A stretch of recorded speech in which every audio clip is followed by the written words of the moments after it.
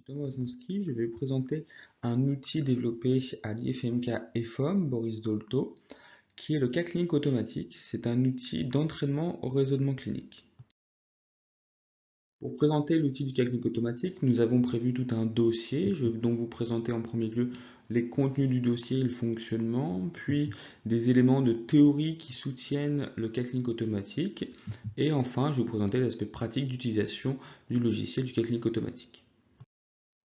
Ce dossier de vidéo sur le cas clinique automatique s'inscrit dans un développement par l'IFMK de l'EFOM d'un outil de développement de la compétence du raisonnement clinique à destination de ses étudiants. L'outil, je vais vous le présenter dans ses points de vue théoriques et pratiques, dans quel cadre nous tentons de faire développer le raisonnement clinique, et aussi comment utiliser l'outil. Ça va être plusieurs vidéos courtes, quelques minutes, de façon très orientée sur la pratique et l'utilisation de l'outil. Et si vous avez des questions, vous pouvez me contacter à l'adresse thomas.osinski@efom.fr que vous voyez ici.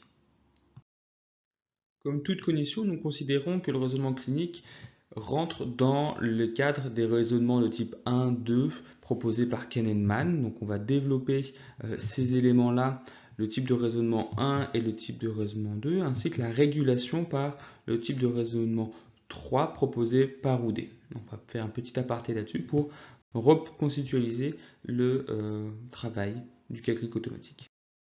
Le raisonnement de type 1, proposé par Kahneman et collaborateurs, dit que c'est un raisonnement intuitif déjà vu sur les prototypes. En fin de compte, c'est ce qui se passerait spontanément quand nous sommes dans une situation et que nous avons besoin de réfléchir pour résoudre une situation. On va s'appuyer sur des déjà vus, des prototypes, et c'est très intuitif. L'avantage de ce type de raisonnement, c'est que la formation est rapide, peu coûteuse, et on arrive rapidement à interpréter une situation sans trop de coûts. L'inconvénient derrière, c'est que le fait d'aller vite, ça amène à des biais. On peut avoir trop peu d'hypothèses, former très précocement les hypothèses, utiliser des biais de confirmation, des biais de disponibilité, ou encore des biais d'ancrage qui vont faire que notre façon de résoudre la situation risque d'être impactée et non efficiente en fin de compte sur le long terme, même si elle semble très efficace sur le court terme, et ben, comme elle peut être biaisée, on risque de se tromper dans l'interprétation de la situation. En opposition au type de raisonnement de type 1, il a été proposé le raisonnement de type 2 par Kahneman et collaborateurs. Lui serait plutôt logique, analytique et s'appuierait sur l'abstraction, contrairement au déjà vu au prototype. Ce serait plutôt quelque chose où j'analyserais dans le détail, j'arriverais à faire une abstraction de la situation pour raisonner. L'inconvénient, on l'imagine, c'est que c'est plus lent, plus coûteux aussi pour interpréter la situation. Et par conséquent, ce qu'on va voir, c'est que c'est sujet à la fatigue. On peut avoir des biais d'attention, des biais de sélection qui font que ce n'est pas quelque chose de parfait non plus. On peut être impacté par le fait d'être fatigué, de porter plus attention sur certaines informations que d'autres, ce qui fait que même si on analyse, on utilise la logique, si nous sélectionnons pas les bonnes informations, on risque de se tromper aussi. Donc il n'y a pas de bon mode de raisonnement a priori. On sait que face à l'inconnu, on a tendance à développer et à s'entraîner pour développer un raisonnement de type 2, pour prendre un maximum d'informations. Et puis avec l'expérience en pratique clinique, on a tendance à aller de plus en plus vers la reconnaissance de schémas connus et avoir une pensée plus prototypée. Les deux ont des inconvénients, il faut savoir jongler entre ces deux modes de raisonnement. C'est justement là, dans le fait de jongler entre les deux modes de raisonnement, qu'intervient la métacognition et le raisonnement de type 3, savoir si je dois réfréner mon instinct ou laisser cours à celui-ci.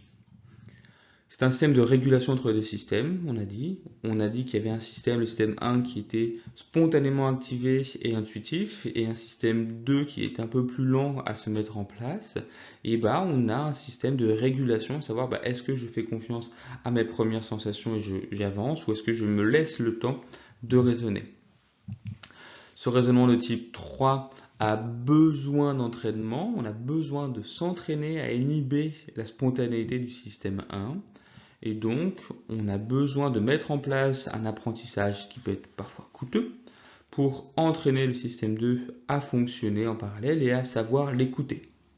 L'idée de entraîner ces différents systèmes pour s'entraîner à savoir quand est-ce que je vais faire confiance à mon instinct et quand est-ce que j'ai besoin de prendre du temps, de réfréner celui-ci pour analyser les choses plus en profondeur. Voici une iconographie qui résume bien ce système-là en disant on a un système d'heuristique automatique qui est rapide mais pas forcément fiable, un système plutôt dit algorithmique qui est lent mais qui semble un peu plus fiable. On arriverait plus facilement aux mêmes réponses suite à la résolution d'un problème avec un système 2 parce qu'on analyserait un peu tout le temps les choses de la même façon en prenant le temps. Et on a un système d'arbitrage, le système 3, qui permet de réguler un petit peu entre la rapidité et la réflexion plus lente pour savoir comment interpréter la situation. Nous inscrivons aussi le cas clinique automatique dans le processus de raisonnement clinique proposé par les équipes de Montréal et son modèle principal vous est résumé ici. On ne va pas rentrer dans le détail, mais pour se dire que nous considérons que quand nous sommes face à une situation clinique, nous avons effectivement une représentation initiale de la situation et que avec les informations qu'on va réussir à recueillir, nous allons passer à une représentation dynamique. Voilà. Au moment où je vais chercher de l'information, en fonction des informations que j'ai, la représentation du problème que j'ai va évoluer. Puis il va arriver un moment où on pourra stabiliser ça.